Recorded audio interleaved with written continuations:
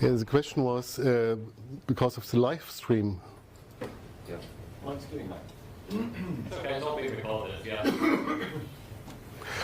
Yeah, will be too boring. Okay, so contextual groups, you have seen what I will talk about. It's the idea behind this realization. Notebookbar is just a blank canvas. You can put anything onto it, and it should be enable you to quickly deal with the features of the program. So how was the idea to create a notebook bar, and in particular the contextual groups? That's what I will talk about, and I think it's always a good idea to take a look back to the start where we come from, and especially if we make huge changes to the UI.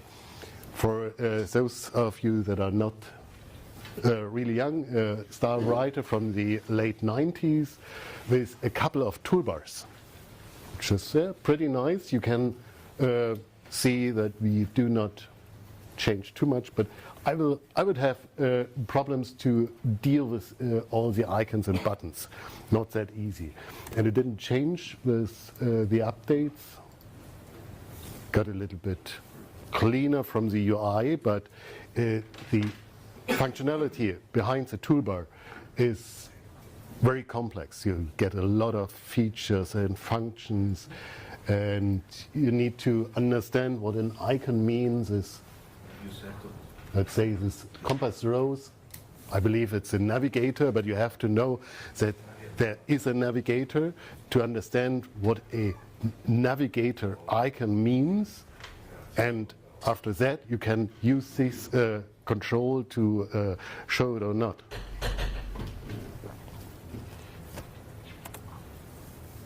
And later version, a bit more clean UI. Okay. And with LibreOffice, starting from 3.5.4 and down there 5, we didn't change too much. To be honest, I put the images onto the presentation to illustrate that our functionality grows and that we get more and clutter the toolbar. The opposite is true. We are working on a better UI. We do it for years, for more than 10 years, and it gets better and better. For instance, it is with the two toolbars at top presenting the most important information to the user. It's pretty clear. It's similar to other programs, and you can use it easily. And with introduction of the sidebar, check it here in the lower part, we get more room in the conventional toolbars. So it is still a clean interface. And yes, failed for my side. So the question remains, what is it good for? What are toolbars good for? First of all, a toolbar is a quick access to frequently used functions.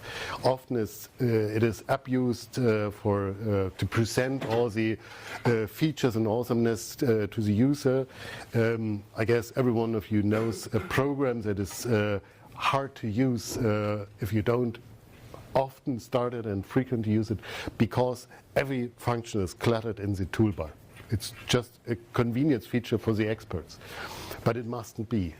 And especially for a office suite like LibreOffice, which is used for many users, there has to be a precise and clear concept behind it. So quick access to frequently used functions. That's the purpose of a toolbar.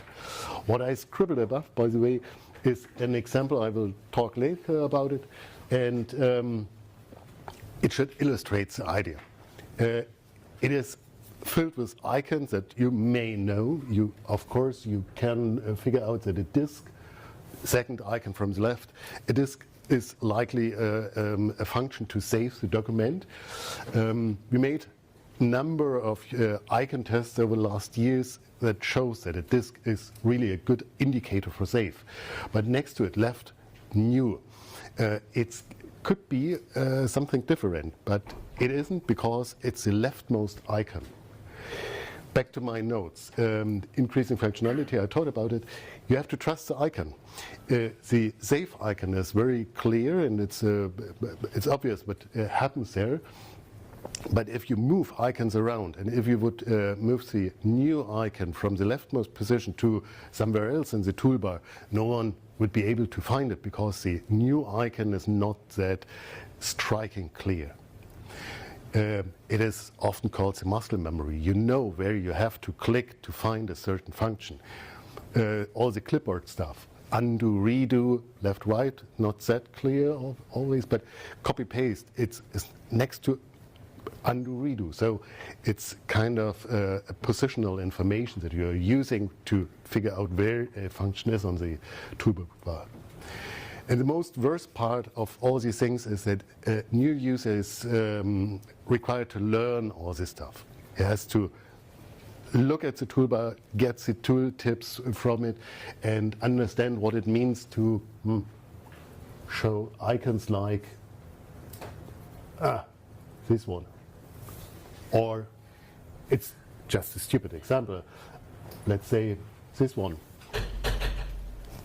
I wouldn't know. So what could you do to improve the usability facing all the issues? You could, of course, remove functionality from the toolbar. Make it cleaner. It's a good approach. I put the question mark onto it. I think developers are not so easy to convince to remove functionality from the toolbar. Okay, so let's try another option. Grouping. Grouping is always a good idea. Grouping makes it easy to quickly find a chunk in the amount of information. Leftmost, kind of file information. The next one is about clipboard and so on. So this one, it's just a little bit space between groups, and you get an additional information. You can, of course, have also labels under it. It's not easy to read. It writes file, clipboard, format, objects, and help. Just an example. If you label the groups, it gives an additional information for the users. What else? You can use labels for the functionality, because at least me, I always struggle with undo, redo. Is it really left to go back? Not so sure. If there is a label for this function, I'm absolutely clear. And if the style, this icon here, the target, whatever it is, if there is a label style, you will know that it opens some menu for applying a style to the option. So at least the less often or less well-known functions should get a label. And finally, it's always a good idea to focus the user attention to features that you want to acknowledge to the user. So it's just an example. The leftmost is new. You want to get the users are looking for a new, so you make it a larger icon. Users should use styling features, so you make style icon larger. And of course, you can do the same for objects, and perhaps also help if you want to draw the attention to these features. And it works even better if you add some more information to it. If you add a modality like color in this case, or add more details to the icons, for instance. If you have a very plain icon theme and you add more details to the relevant icons, it pops out of the crowd of the other functions. Those features are possible. So what did we do? We put it onto a contextual groups. It's because it's a simple canvas. You can enlarge the icons within the restrictions that we have in LibreOffice. We have 3 different sizes. So icons on the toolbar are small-sized, medium-sized, and large-sized in this case. And the large icons are the most relevant functions. I guess people are looking for save, for paste, which has also a drop-down menu where you can get paste special and whatever option paste has. Style gets a big menu. You have, I showed you in advance. The idea is that we want to promote style rather than the direct formatting, and style should open the menu with all the styles, and user can quickly change the appearing of a text rather than all the formatting options. And all the tools, the right part, this one, are hidden away a little bit, because the idea is that our new user, we call him Benjamin, this Benjamin would likely just write a simple text, and he wants to make sure it is saved. That's the reason to make the save big, and he wants to format it in a certain way. That's all. But sometimes he may want to add a table, and if you edit a table, you know, or in the past, rather in the past, we had changing a UI. It flipped from a text editing mode to the table editing mode, which was kind of awkward. The idea is that most parts of the toolbar should remain static, and only a few things have to be depending on the context. That's why this thing is called contextual groups. The rightmost part is not anymore tools, because if you are in a table editing mode, you cannot add, or maybe you can add an image, but you likely want to style the table. That's why the table style has a big icon. You may also want to change the background of the table and access also the border, but what else? There are maybe a lot of more features in a table that could be changed, but it's not what you frequently do. So just this one. And similarly, for images, if you are in an image edit mode, if you have an image selected, you get everything is static from the left part and disabled in case you cannot use it. Formatting, text formatting is not available for images, but styling could be an option. Right now we do not have a style feature for images, but it could be added in the future. For instance, make it a water sign. I believe it's possible right now.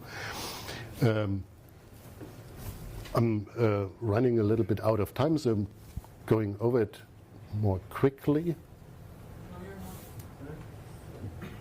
Enough time? I think for images, relevant information or relevant functionality, it's cropping. It's, at least me, I do it quite often. And reset, it's not that easy to find today. We hide the original size. It's a function, it's called original size. We hide it really good away, at least in Impress. It was not so easy, because switching the resolution of the presentation back and resetting the image size was not easy to find. It's a function that is often used. What else? Chart mode. Of course, if we are in a chart, we need to get some kind of styling feature which is on the same position. You can trust that a big icon on this position will present you with a kind of preset, with something that enables you to quickly switch from one kind of visualization or modification to another one. And the chart would, for instance, change from a bar chart to a scatter plot or a 3D chart, or whatever. And finally, with shapes, wasn't that easy to find relevant functions, but similar for this one.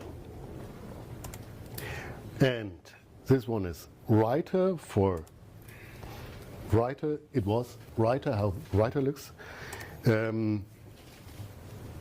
For Calc and Impress, it should be similar to writer. Another goal is to not only have a static part within one module, so writer with file, clipboard and formatting option, but also for other modules. here in Calc and Impress, you also get file, clipboard, and formatting in this case, with slightly different features, but or properties, but the same functionality behind it. And again, the rightmost part is reserved for things that you contextually change. In the case of draw, it could look like this. You don't have usually a formatting feature, so it's rather kind of positioning that you want to change. Positioning feels a little bit like formatting. So the idea was to put, instead of the formatting, the position information into this menu, which means you have to disable it if you get to a text in draw. You disable the positioning features and show formatting stuff in the contextual section. It's the lowest part here. Don't get a mice here.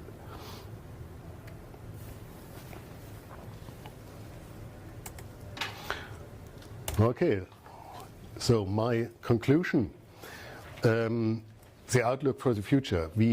Of course, we need to fix all the bugs.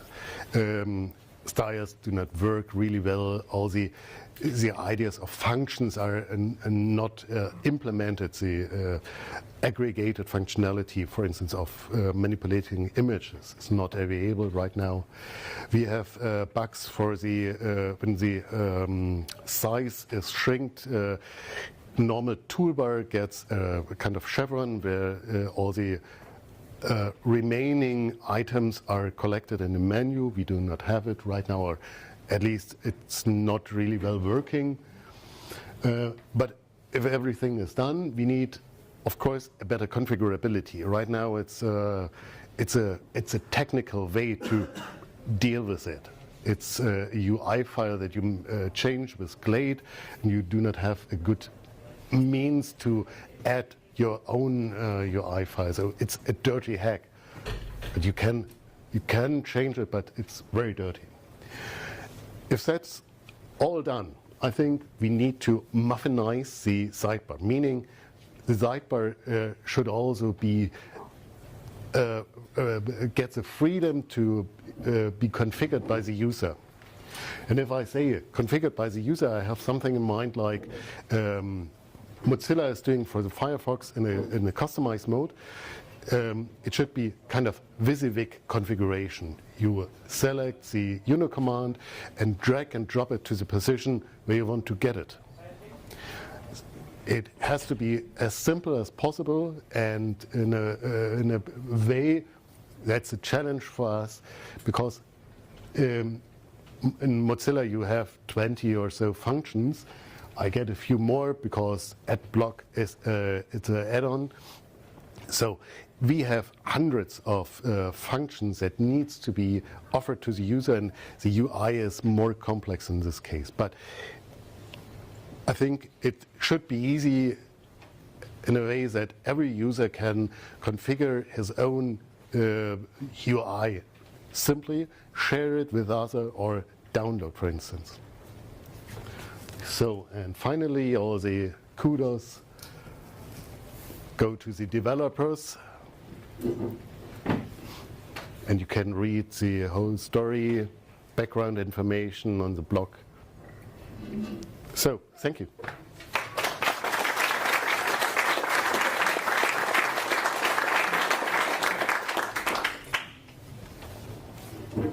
Just ask. Up to now, there's a clear distinction between the top toolbar and the toolbar, in the sense that the toolbar was something static and the sidebar was contextual.